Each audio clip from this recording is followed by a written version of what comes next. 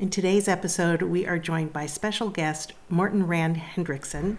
We continue a critical conversation about the challenges we face together on computer science, ethics, and unintentional consequences with emerging technologies that lack defined purpose and regulations.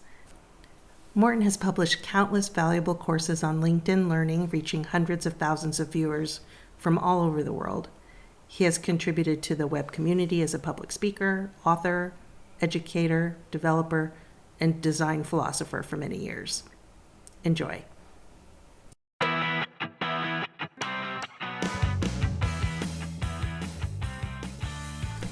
Hey everybody, it's Kathy Bosco from Rethink.fm, the forward-thinking podcast about experience design. Join me and special guests to discuss effective design, technology, and the intersection of helping people and entrepreneurship. From user experience research to product roadmaps, we've got you covered. We've all got questions, so let's get started. Thanks for joining us, Morten. We'd love to learn a little bit more about your team and your work and where you're at these days. What are you working on?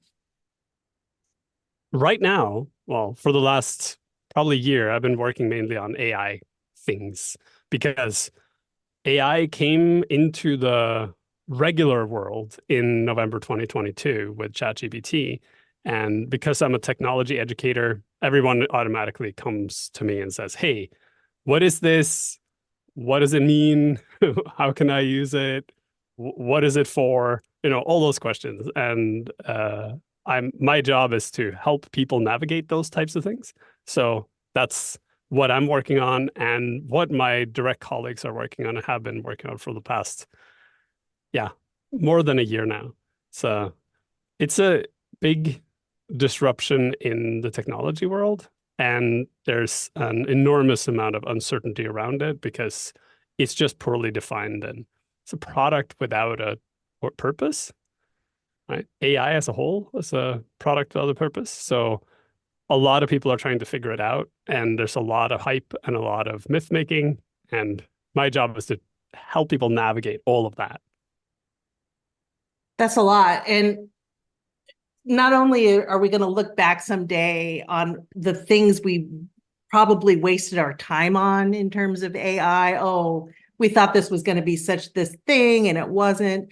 But I know it also ties very closely to tech ethics, and that's a big part of your work and bust beyond the boundaries of ethical practices and guardrails and governance. And I'm anxious to hear you share your insights around where you think AI goes too far, things you're worried about, things that you think are really great solutions for AI, and where it's ethically powerful and making a big difference as well. Yeah, there's a lot there. It's sort of an it's sort of a nebulous issue squared, right? It's there are multiple layers of things that surround ethics and AI, because ethics and AI is a subsection of technology and design ethics. And we already don't do technology and design ethics at all. Like, not that we don't do it well, we don't do it. And then you have this subsection, which is ethical AI or ethics in AI, that adopts all of the issues of technology and design ethics, plus a bunch of new things. So for me, it's been interesting to watch the evolution of this conversation over probably the past 5 to 7 years, because when some of us started talking about the need for ethics in design and technology a while ago. And not to say that that conversation wasn't already happening. I mean, there's a famous paper from like 1974 by Mario Bunge, which is titled something like, I don't remember the exact title, but it's something along the lines of Towards Technoethics, where he outlines how technologists are craftspeople in the same way that other people who build things are craftspeople, like engineers, and engineers are held to ethical standards, but technologists are not, and that's a huge problem. And then he breaks down why it's a problem in 1976. and then nothing happened for the next 50 years, right? And then now all the things that he predicted around, big societal shifts happening because of irresponsible ethical practices around technology are actually taking place and have been taking place for a long time. And then we get AI into the mix. So if we try to go from the outside in, you can say that the overarching ethical responsibility that we have as technologists and designers is that when you design things for other people, you are shaping their possibilities of going into the future. You are creating or limiting their capabilities in their own lives, and you are creating a path for them to walk down into a future. And that path is decided by your visions of what the future should be like and your values and your own morals. And if you work for a company, they are shaped by the company's vision, moral, and values. And because you work in the technology industry and with technology, you are adopting all the visions of the future and all the values and morals of whoever created the technology you're basing it on, right? So there's this prevalent notion within technology that technology is value neutral, which is absolute nonsense.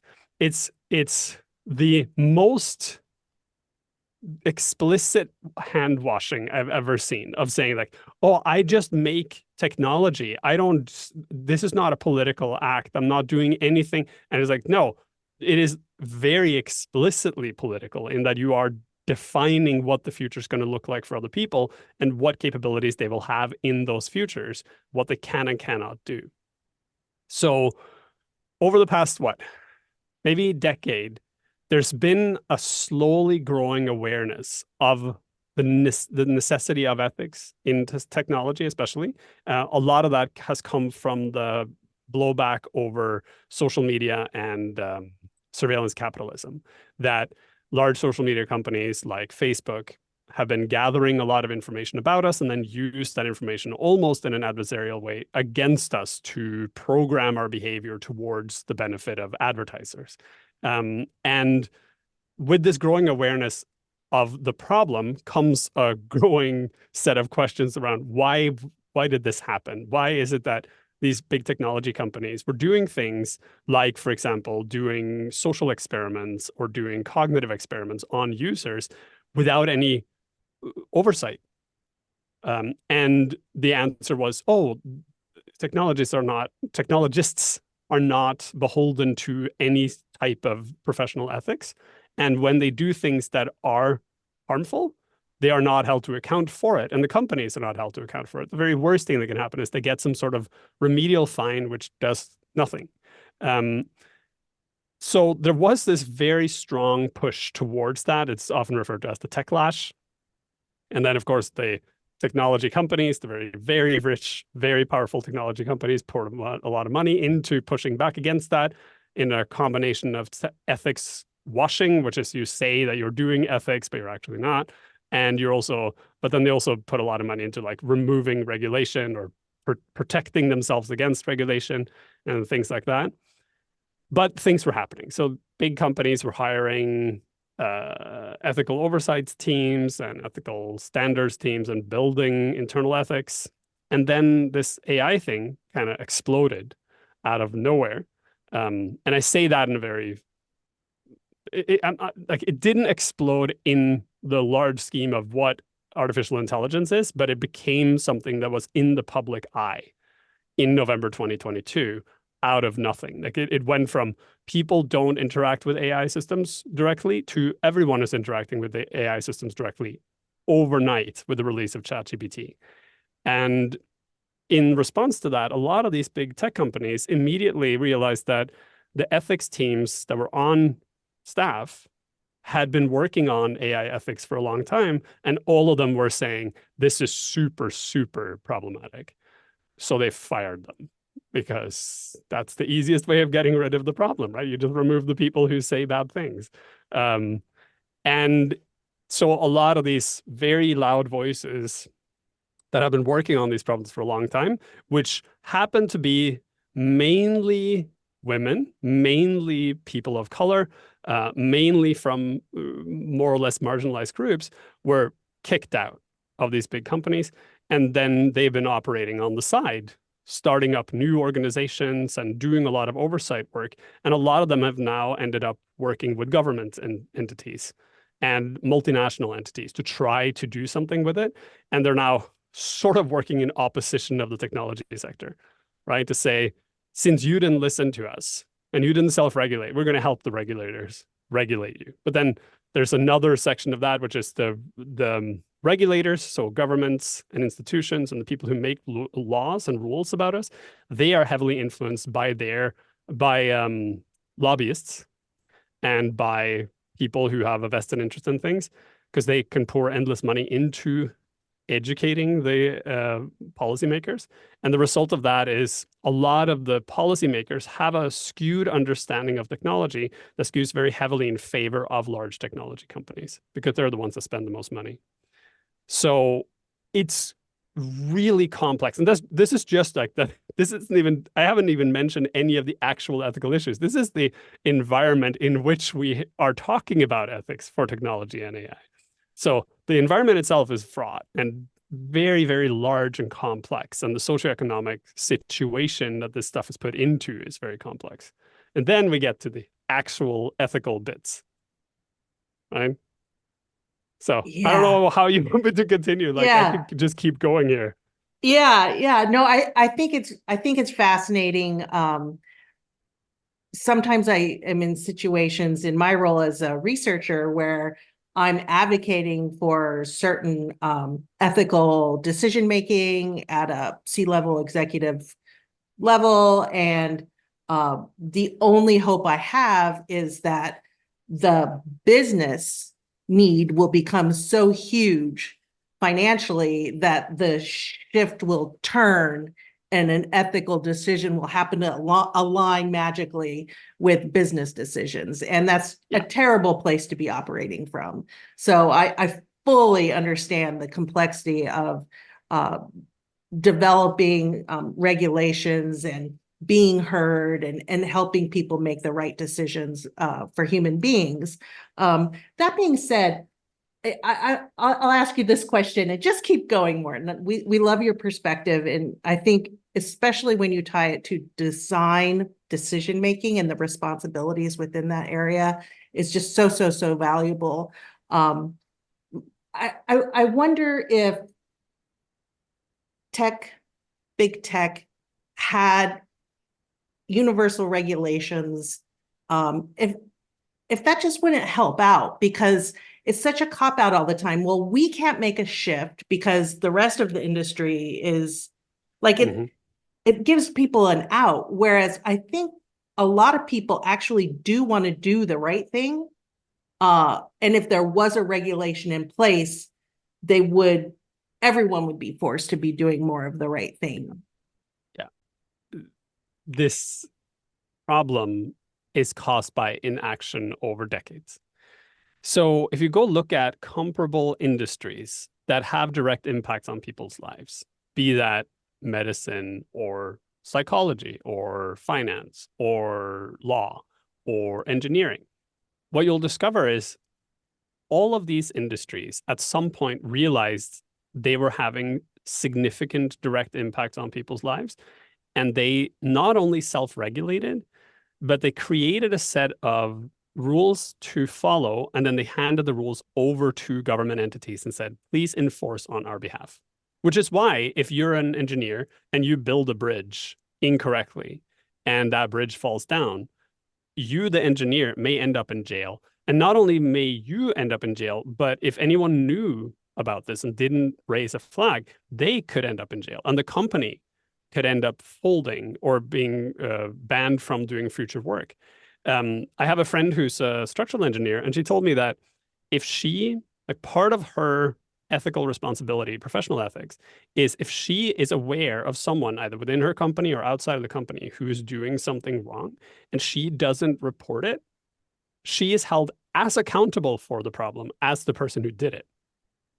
And that means not only would she lose her license and probably face stricter penalties, but her company would be penalized to such an extent it would be hard for them to continue working. And that the mark that's put on your record carries with you. So you couldn't like just say, oh, well, I screwed up at this company, I'm just going to switch over to another company and everything is fine. And that applies across the board. Like if your dentist does something wrong and it's wrong enough that other dentists deem it to be something that was irresponsible, that dentist is not going to practice again, right? Same with the psychologists, same with doctors, same with lawyers, same with accountants. These Electricians. industries, yeah, like all of these industries that impact people's lives have realized that they do that. Tech and design stand out as the outlier here because I think, and this is just me hypothesizing, tech and design feels as if it's far enough removed from the user and the consequences that it seems okay to say that we're not responsible. And because a lot of, especially like actually both tech and design, you're in the situation where you're like, I'm just drawing graphics or I'm just writing code. I don't see how that has a direct impact on people's lives. And if you try to bring up this conversation with people, you always hear things like a calculator can't harm anyone, or the font I choose has no impact on, right? Which is a very silly argument to make, because if that were true, you wouldn't do any of this, right? If it was true that writing code has no impact on people's lives, we wouldn't be writing code because it would be pointless. Right? The reason why we write code is because it does things to people. It gives people capabilities, right? The reason why we design things is because it does things to people. We are conveying information through design. We are conveying interactions through design. So the argument that it's just code or it's just pixels may appear as a sound argument if you remove your thinking from the conversation, but the second you start thinking about what the craft actually is, to design something or to build something or to write code, you realize it's very explicitly trying to do something to other people, right? So that's one end of the conversation. The other end of the conversation is there is this prevailing thought within technology that if I don't do it, someone else will.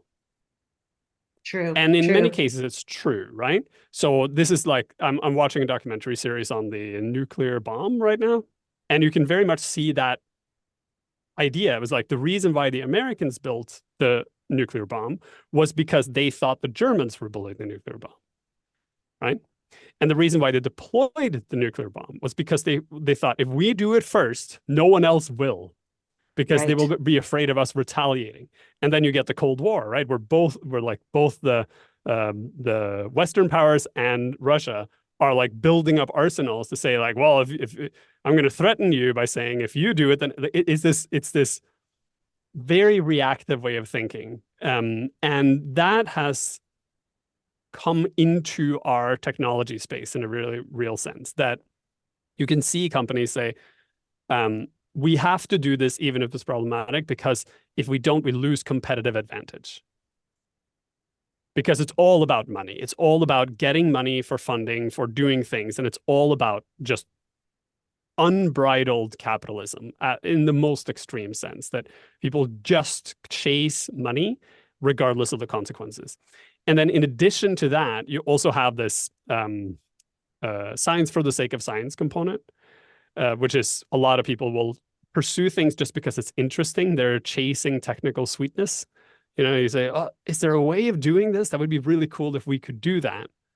And then there is no thinking about what does that actually mean to do. It's more like, can I get a computer to do these things? So there are these three different levers that are all pulling in the same direction, which is basically saying any type of regulation or any type of self-regulation could potentially stand in the way of technological progress and economic opportunity and science.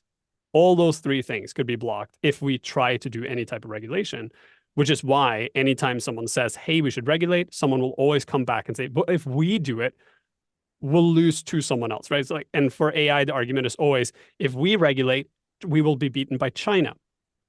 which is a bizarre argument because China actually does a lot of regulation internally around that. Like there's, this is a complex issue, but China actually does quite heavy regulation for AI systems that are released internally, but don't regulate the same way for AI systems that are released to the rest of the world because they have a firewall and they can control what happens inside and outside those walls, right?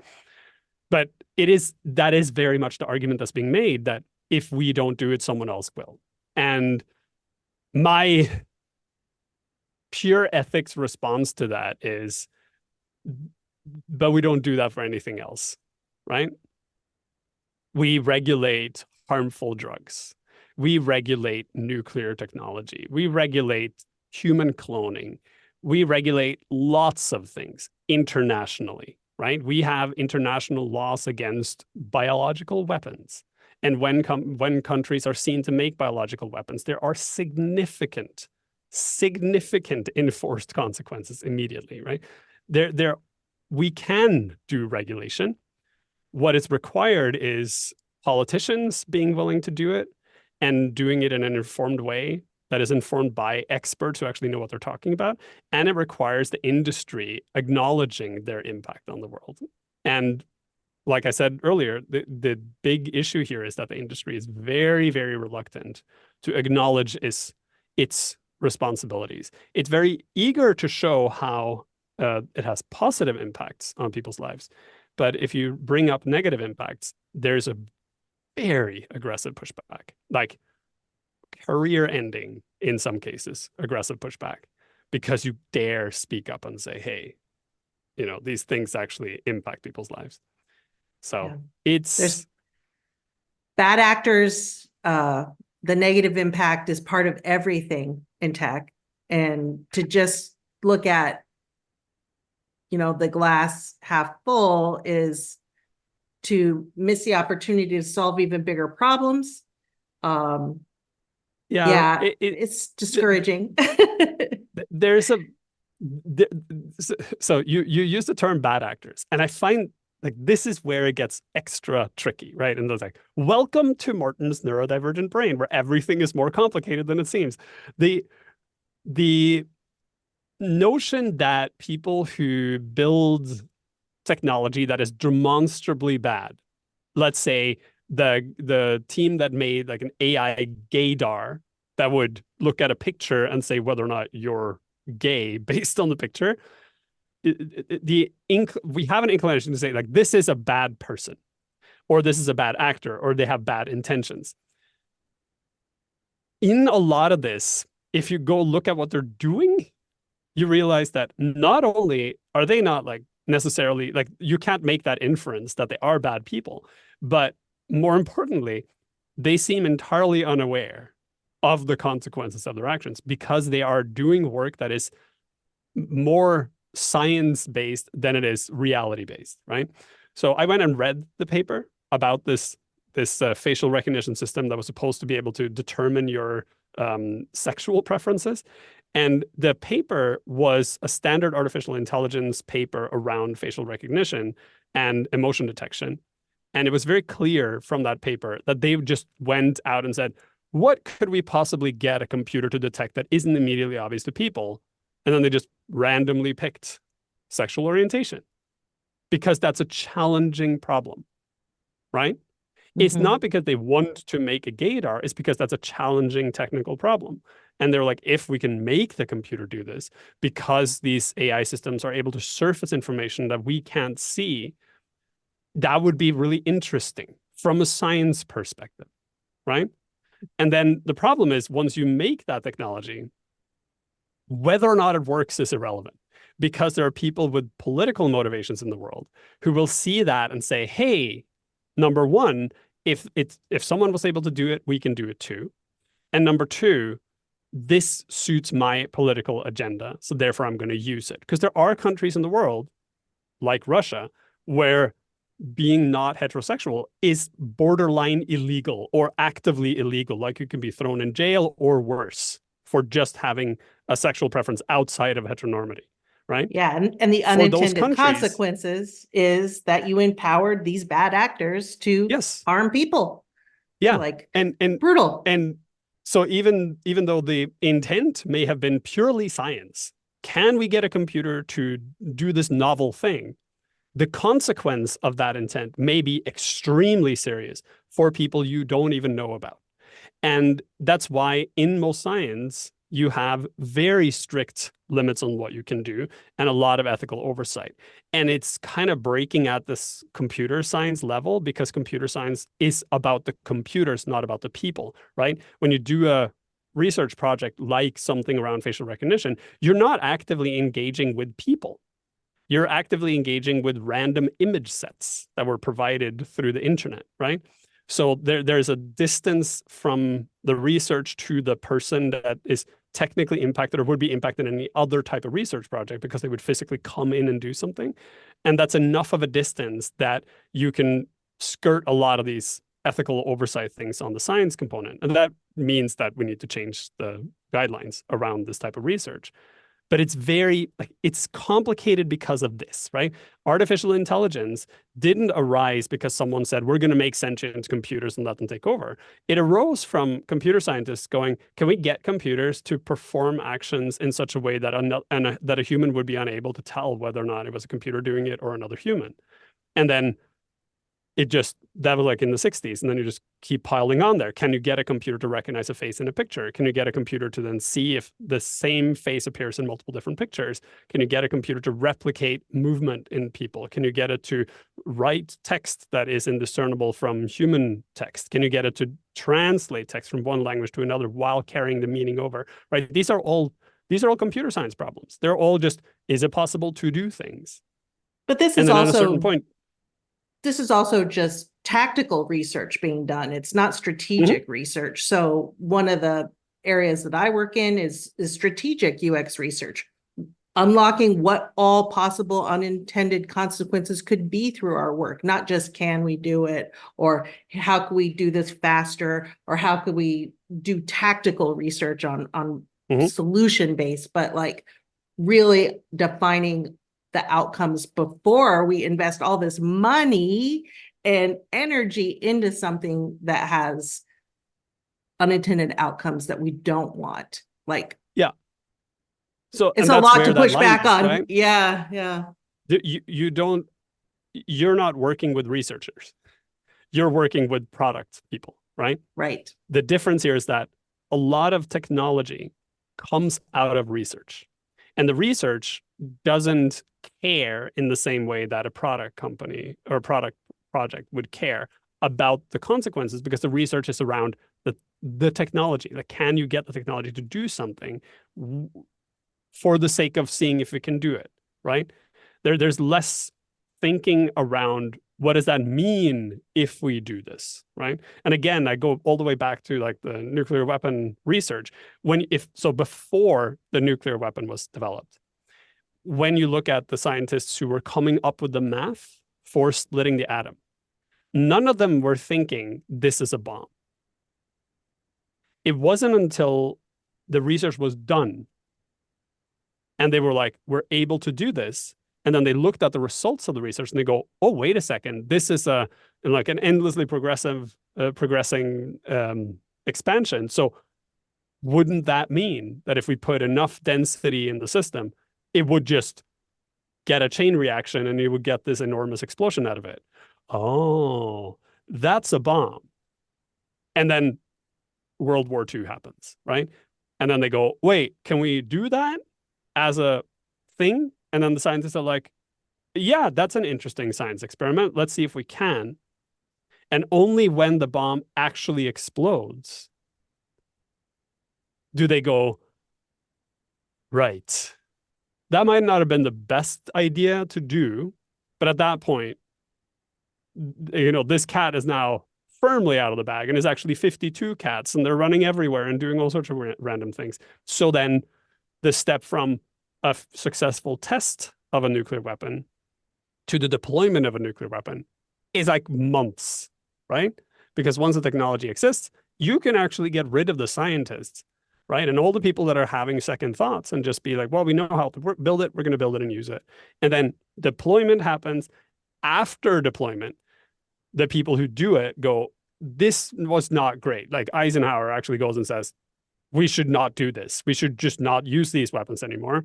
But by that time, other companies have seen it's possible. And because the science exists, it is now inevitable that other countries will do it, at which point you get a Cold War situation, right? And the only way to stop that then is to regulate the science itself, which is super, super difficult. So then you have to regulate the materials and say if you accumulate enough of the materials, you should be regulated in some way, right? And that's like, you can look at all the situations around nuclear technology and you see how this rolls out, right? So it's very much that type of problem that we're facing, but with technology. And the difference between nuclear technology and computer technology is, well, nuclear technology is technically possible for anyone. It requires fissile material, right? Right, You right. and My me grandma can't cannot, get her hands on that, right? we cannot obtain any fissile material. Just like none, zero, absolutely nothing. You could go dig in the ground and find something that is moderately radioactive, but that's as far as you'll get. For computer science, you can go buy the cheapest possible computer. You can buy a Raspberry Pi, right, for $20. And then you can download some software off the internet and put it together and make something extremely harmful. Right? And it'll take Right, you 2 hours, right, right. regardless of AI. Like that is the accessibility of technology, which technically means that the onus of responsibility for the developers of technology is infinitely higher because the consequences of doing something bad are so infinitely worse. A real world non-AI example of this is cryptocurrencies and their relation to ransomware.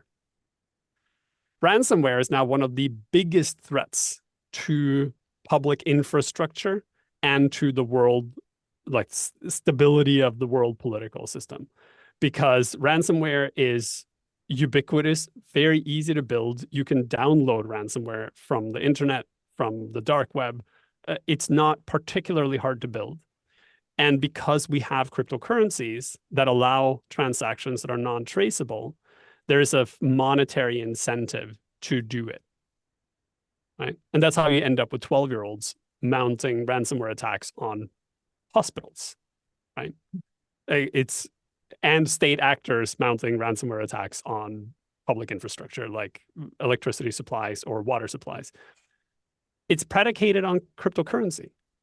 If there was no cryptocurrency, ransomware wouldn't have been developed because there would be no money in it, because it wouldn't be possible to get the ransom paid without being traced.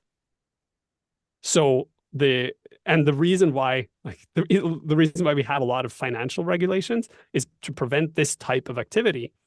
And the cryptocurrency crowd, not fully understanding the reason behind financial regulation, just saw regulation as a harm, as a blocker to progress. And we're like, can we make a system that shirks regulation and makes it impossible to regulate? So they built a system for it, shipped it into the world, and then you get a new type of crime that is almost impossible to stop. And the only way to stop it is for everyone to stop using the cryptocurrencies. Because if enough people stop using it, then the systems don't work and then it falls apart. But there's a financial incentive and true believers within the system, so therefore it'll perpetuate. So you can take that type of thinking and apply it to a lot of things, and you'll see that there's a very strong pattern here of lack of understanding of how the world works, plus some utopian dreams about how the world could be that is fairly limited in their scope, and then massive consequences on the other end of that. And so we're sort of at the precipice, is that the word, for AI? Yeah. And how that will play out in terms of AI. Yeah. And I want to be very clear here that there are parts of AI that are problematic. There are also parts of AI that are extremely promising. I think the conversation around AI has been severely polluted by generative AI specifically, and the way generative AI was rolled out to the public. And when we look back on this 50 years from now, I think a lot of people will say ChatGPT was unfortunate because of the way it was rolled out and the way it got picked up. It happened. Like it's funny if you go look at the original post for the release of ChatGPT, I because it's like, remember. Yes. we're releasing this little research project to see how people would interact with a large language model if they could just talk to it. And then everyone is like, a machine I can talk to? What? And then they start talking to it and they go, wait a second, I can do all this crazy stuff with it. And then the media gets a hold of it and it just explodes. And you can tell, like, I remember when it was happening and you kept seeing ChatGPT go down constantly because it was being overused. And then they would Yes. throw like 10 times more power behind it and it would just immediately crash. And then they would put 10 times more power and it would just crash because the scale was so enormous, right? This was unanticipated. And I remember there was some technology leader that at some point said, this is technology was released 5 years too early, like, or 5 years ahead. It was supposed to be released 5 years from now, right? It was supposed to have been tested and productized, and before it got released, we accidentally like dumped it into the world before the plans were there and before any of the safeguards were there. We haven't thought like this wasn't supposed to happen, and it was like almost an accident, right?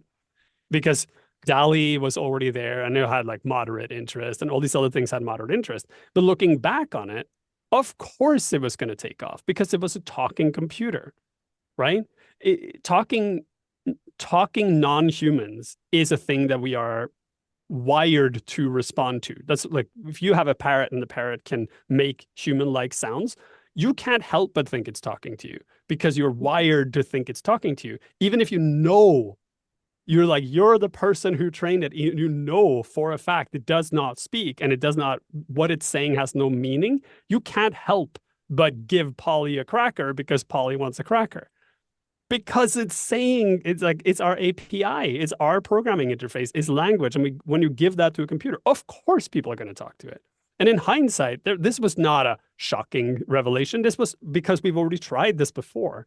We've tried to put bots into the world and people do talk to them. And then they immediately try to get it to do something problematic, right?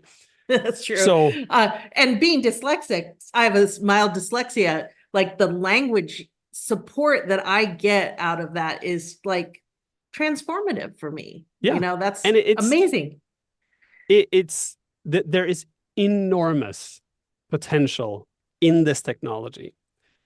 The problems with the technology lie in, number one, that we're focusing on the wrong things, right? That the way that people currently understand generative AI is as a replacement for human creative work, right? You use it to do work for you that is creative work. You use it to write an article or generate an image or something like that. That is, in my opinion, really bad, like walk off into a desert, because that's not where the value lies. But it is how we have monetized the internet. And because we monetize the internet by content creation, of course, people are going to use machines to do the content creation for them because they can make more money that way. But the consequence of that is polluting the internet with garbage, right? And essentially poisoning the internet, which is what's happening right now. And hopefully we'll get to a point where people just get off this bandwagon, because people are, and you can sort of see it already, people are starting to realize that all this AI generated garbage is garbage, right? Once we get past that, you'll realize what the AI systems, especially if we're talking just about the language-based systems, what they're good at is transforming text. And that can be anything from like take a big piece of text and reduce it down to a shorter piece that has the same content, to translating it to a different language and carrying the meaning over, to expanding text or changing the reading level of text and all these types of things. And they're very good at translating a human request into something programmatic. So you can use AI systems where you can input a request in like as a sentence or talk to it, and then it can pick out the necessary pieces of your request and send those necessary pieces over to a computer system to perform some action. And then when the data comes back, it can parse that data into something human understandable. So it's very much an interface. And once we use AI systems as an interface rather than a generative system, then you all of a sudden can add new powers to existing systems, right? You can make existing systems far more accessible because you can talk to them in natural language and get a natural language response, which can revolutionize a lot of things that we're doing in our lives. And like you said, like the accessibility component is enormous. The fact that I can now take an academic textbook and transform it into an audiobook without having to pay thousands of dollars to some person to sit and read it. And the fact that I can, if I was a student, I could take my textbook and say, quiz me on chapters 2 and 5, and have an AI just help do that for me. I just finished a data science class at university, and I did all the classes. I also built my own AI agent to help me study. And the AI agent is what helped me pass the class, not because I was using the AI agent to do any of the exams or do any of the tests or the quizzes. I didn't. You I used the optimized AI your agent to ability to help me. learn.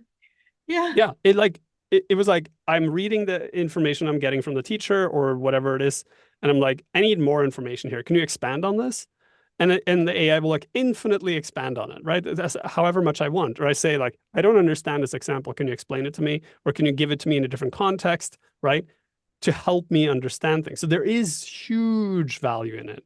But you'll notice that none of this value I'm talking about is content generation, right? Right. And a lot of the concerns we have around AI, if you go back all the way down to like you and me as practitioners, when we interact with AI, are there ethical concerns that we should have around it, right?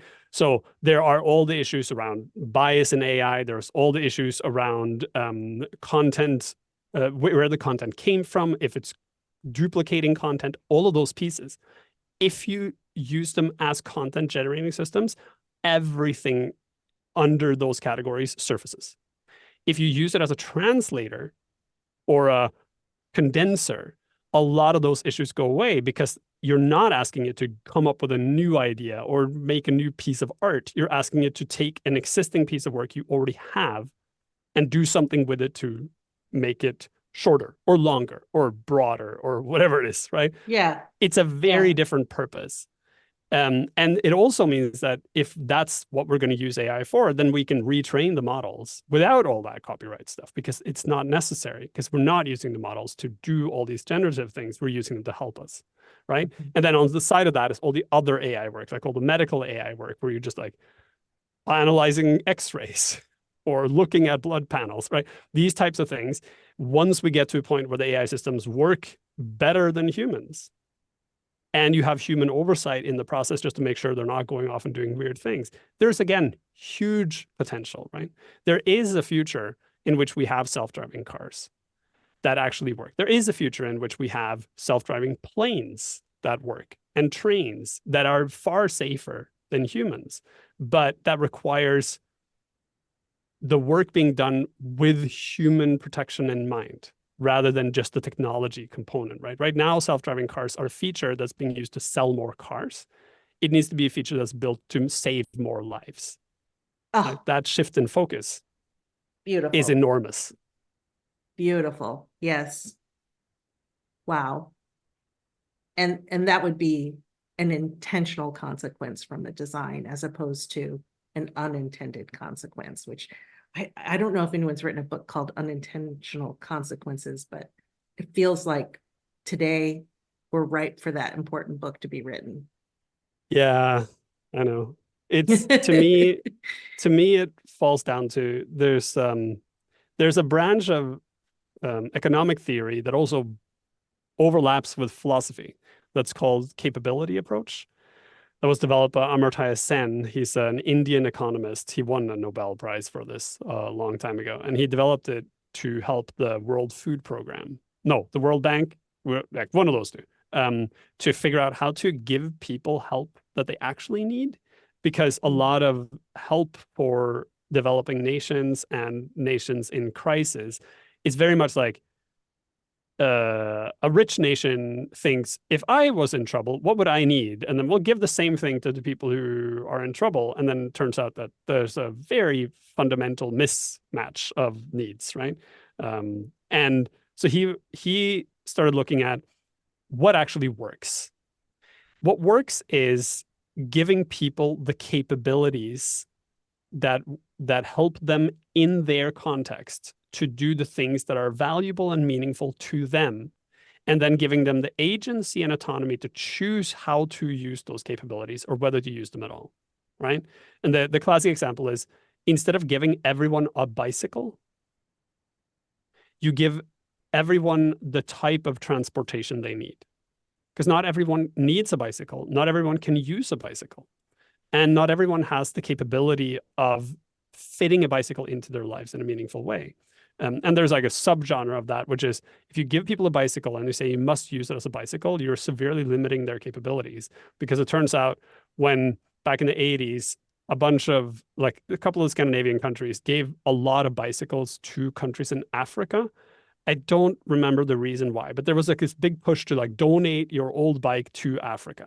I remember when I went to school, it was specifically Mauritania.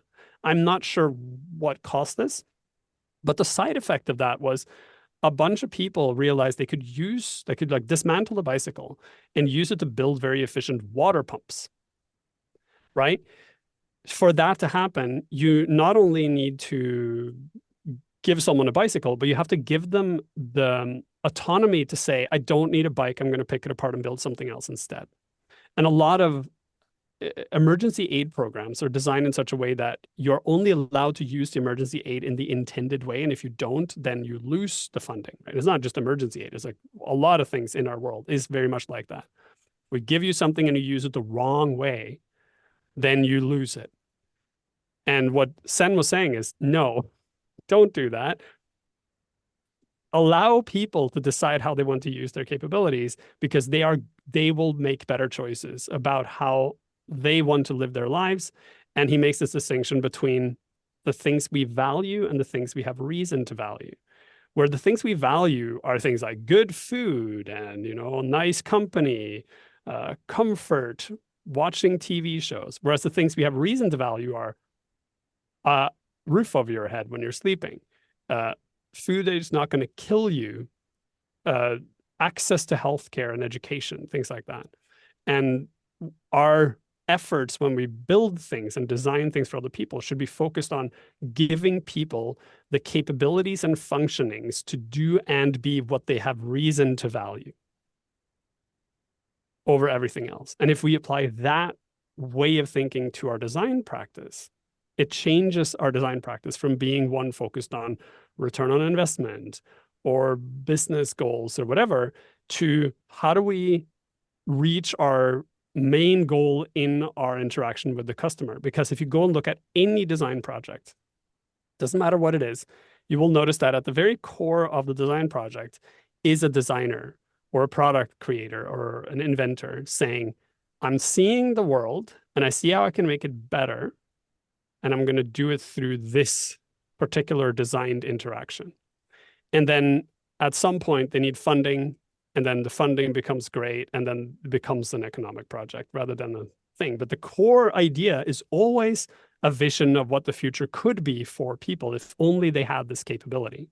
So if we then say that should remain the focus of the design, that should be how we measure the success of the design, not in how much money we earn, but whether or not we're changing people's lives in the way that we intended, and that those changes are given to the people in the form of capabilities that they can choose to use in the way that makes sense to them. Because if you are successful in that endeavor, the money will come, right? It becomes you're not doing it for the money becomes a consequence of the success of your capability change, right? And that's, if we tie this all the way back to the beginning, I said, one of the big challenges with AI is that AI is a product without a purpose. Most of AI, especially the AI that we interact with day to day, all this generative AI stuff, are research projects to see if we could get computers to talk like us, to make images like us, to make videos like us, to translate audio, things like that. These are tools without a purpose. And we have to figure out what those purposes are. And we are in a unique position now because these technologies were dropped on us 5 years before they were ready, meaning we get to choose how we want to use them. And we get to choose what type of future we build with them because the companies that build them haven't had time to figure out the economic model yet. And if we do that in a responsible way, we can actually get somewhere positive where we can build livable futures for ourselves and the people around us. I thank you so much for your time. I really encourage everyone to take your courses, and I'll put links in the show notes to your recent talks. And are you going to be giving any more talks in the near future that we should know about? I don't have any current plans. I'm trying to start up work again on my long-suffering book project around this topic, like not the AI Oh, topic, but around this. I've been trying to write a book about this for a very long time, but I have, a life and a son and yes. a wife and a house that needs maintenance and a job and other things that are happening in the world. So it's challenging. Keep at it incrementally as you can. Don't be so hard on yourself. Keep going to the crossing guard with the kids every week. Life is short. Enjoy it. And thank you so much for your time, Morten. Thank you.